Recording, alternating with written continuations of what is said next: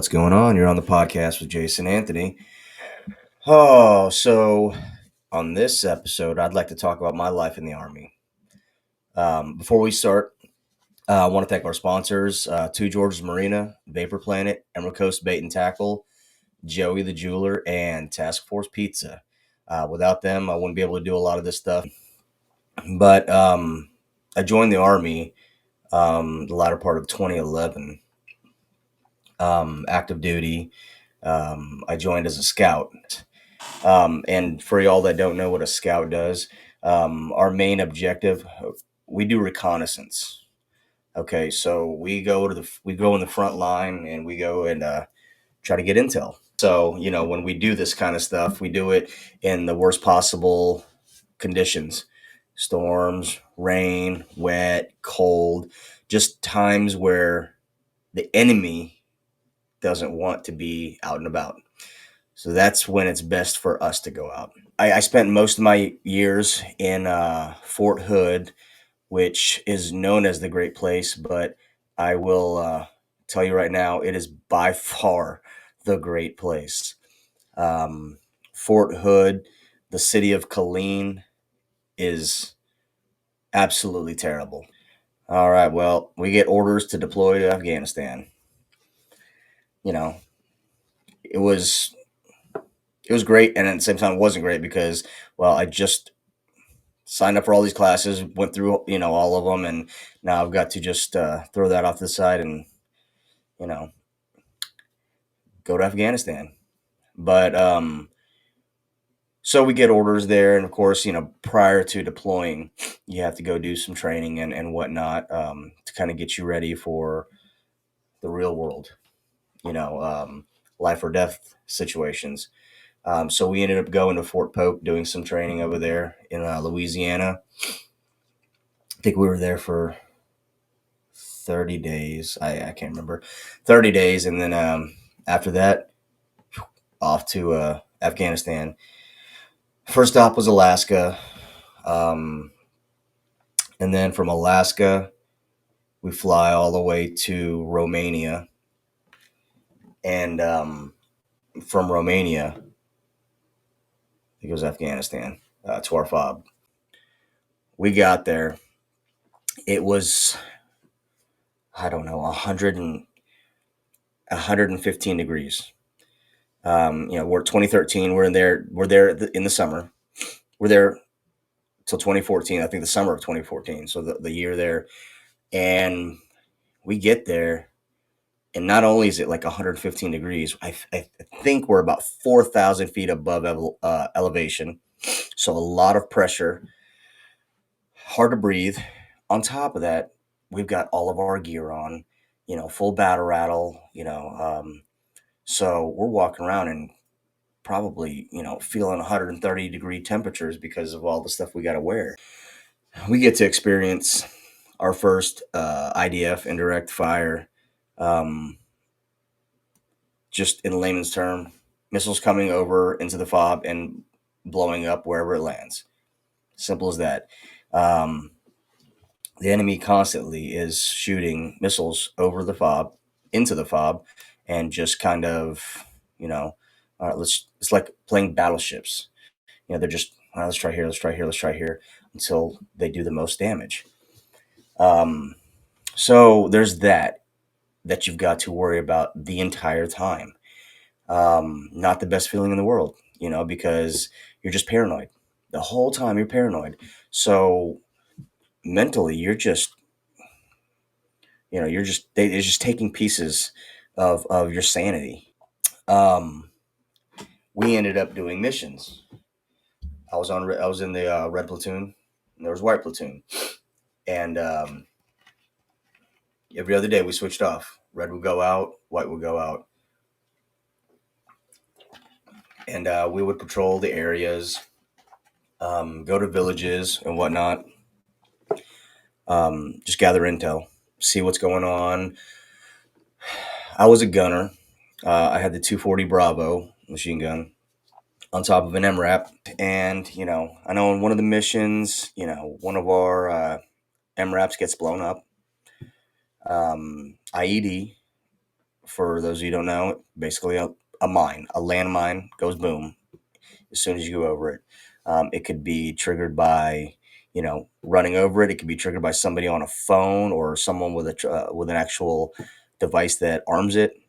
Something just didn't seem right. So we have aerial coverage, either with a drone or Apache. When those are up there, we don't usually have issues. Both drones and Apaches, they're equipped to take care of business if need be. Again, I'm a gunner, so I'm exposed. I'm actually the only gunner that does not have a guard plate that goes above me and around me. I have what's called an LRAS over here. That does me no good.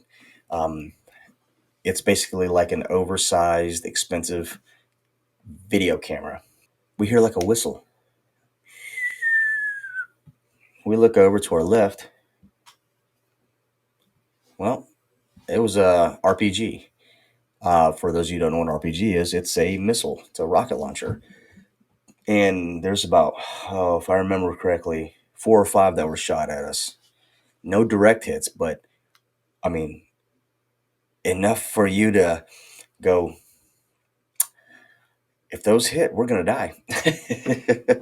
But we had a lot of those moments. But what followed after that, coming from across that river, those were the RPGs, and then of course right above us, that's where the small arms fire, AK-47s and whatnot. So all you hear is pop, pop, pop, pop, pop, pop, pop, pop, and then you just ding, ding, ding, ding, ding, ding. I mean, just bouncing off of our.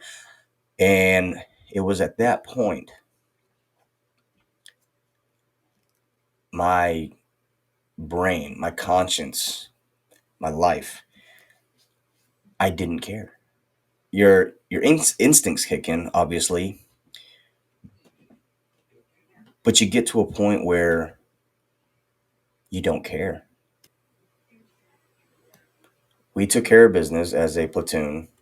I had the 240 Bravo. A couple of my battle buddies had 50 cals. So um, we fought back, of course. We fought back hard. It was a very narrow ridge, so it was meant to be set up to where it was a trap. There was no way in and out of there real quick. And the town's in on this. I mean, it's obvious. We have interpreters, and our interpreters will tell us, they don't want us there. So what do we do? We stay there and we continue doing what they don't want us to do. So yeah, eventually you push those buttons, they're going to push back, and then here we are in a firefight. But it was at that moment, I think that's when a lot of the mental issues really set in, because I didn't care what happened. I knew what I had to do, and I would worry about the consequences later if I was able to worry about them. Um, Meaning, if I lived. That was probably the start of when I really realized that my head's going, a little crazy now, because the paranoia, these close engaged moments, um, they really mess you up. And what can you do? The only thing you can do, fight back and make sure you make it home. Home being our fob at the time. That wasn't our last mission on going out and doing patrols. That was just another patrol. So we've got plenty more to go. Um, so we go. We're back at the fob, and then I'll never forget this because it happened on my birthday. It happened on September 30th, 2013. This is the kind of stuff that really makes people, veterans, that hear loud sounds, especially alarms. Because when we get indirect, when we get rockets coming into us, we have like an announcement. It'll say, you first you'll get the alarm, beep, beep, beep, and then following, incoming, incoming, incoming, just like that. And before, we just we were all nonchalant about it. We just, all right, let's get to the bunkers because they'd hit close, but not close enough to really do anything to us.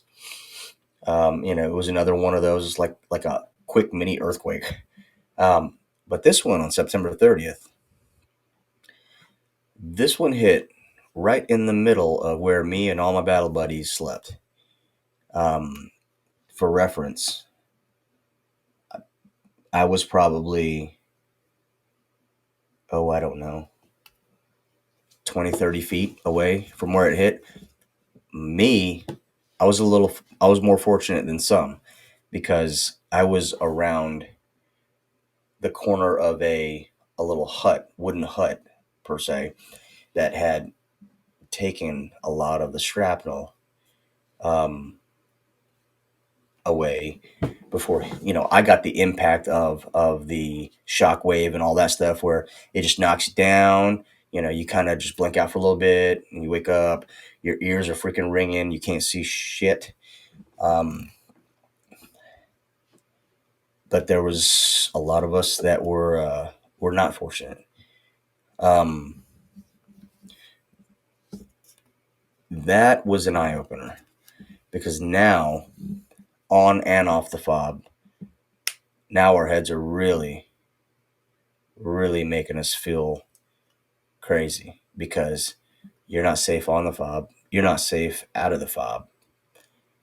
So your paranoia is about as high as it can be. There is nothing you can do, nothing you can say. All you can do is wait it out and hope that you come back home alive. All you can do is watch each other's back and make sure that you and your battle buddy get to see your family again. Um, it got so bad that I have a really close battle buddy out there. Me and Lund, that's his name. We were like, we're here. We could have gone back earlier. They asked us, do we want to extend? And what do we do? Roger that, Sarge. We'll go ahead and stay here. We'll stay and extend. And you know, what were we thinking? Well, because we got used to it. It almost seemed like it was safer for us to be there because mentally we weren't ready to go back home. Back at Fort Hood, we did our tour there, and definitely a lot of therapy. I had to go to see my psychiatrist, my psychologist, and my therapist for I don't know how long. Because I had a breakdown. I had a mental breakdown. I mean, I'm not a very emotional person. Um, Sad emotional, I guess. And it takes a lot. I don't like asking for help, but it takes a lot for me to ask for help. And I'm not talking about, hey, can you help me lift this? No, I'm not talking. I'm talking mental health. So I call one of my sergeants and I'm like, hey, man, I'm screwed up in the head, man. I need to. And my drinking got bad. Me and Lund, I'll tell you right now, we could knock out a handle of Crown every day, and we did. We did. It helped us with our pain. It helped us with our, with everything. That next day, I got help. I ended up, like I said, I've got therapy and all the other stuff, and I got on medication, and here I am now. Don't get me wrong, it's been a roller coaster. I've been on medication since 2014. I'm still on medication. I've tried weaning off, so it's either not my time or I'll never be off this meds. Um, their anxiety, depression meds, antidepressant meds, PTSD. I've had it all. I've had stuff for nightmares. I've got sleep meds. Um, like I said, PTSD meds or anxiety meds. So I've got to be on them, and my kids call it, my happy pills. Um, but I've been taking it every day, give or take. But I take it every day for the past 10 years, and I'm okay if that's all I have to do to make sure my family and myself are all good. I'll take it. That's a small price to pay, and that's the kind of stuff that we don't like to talk about. At least not with people that have never experienced it. If you've never been in combat, if you've never been in the military, you just don't understand. We try to explain it to people that have never been through it. It's like talking to a wall. They're there to listen. They'll hear you and everything, but there's no way to relate. And that's what veterans need. They need someone to relate to. Podcast for me, it's like therapy. This is literally what I did in therapy. I just talked to the person. They're there to listen. Then at the end of the session, they give me homework, and then I do it, and then I come back and rinse and repeat. So, but that's all I got for this episode. Again, this is just story of my life in the Army, and what I went through and what I had to overcome, and where I'm at now. And I couldn't be happier, and I couldn't be more blessed to one, be alive, two, to have what I have. Um, but again, I appreciate you guys tuning in. Y'all have a good night.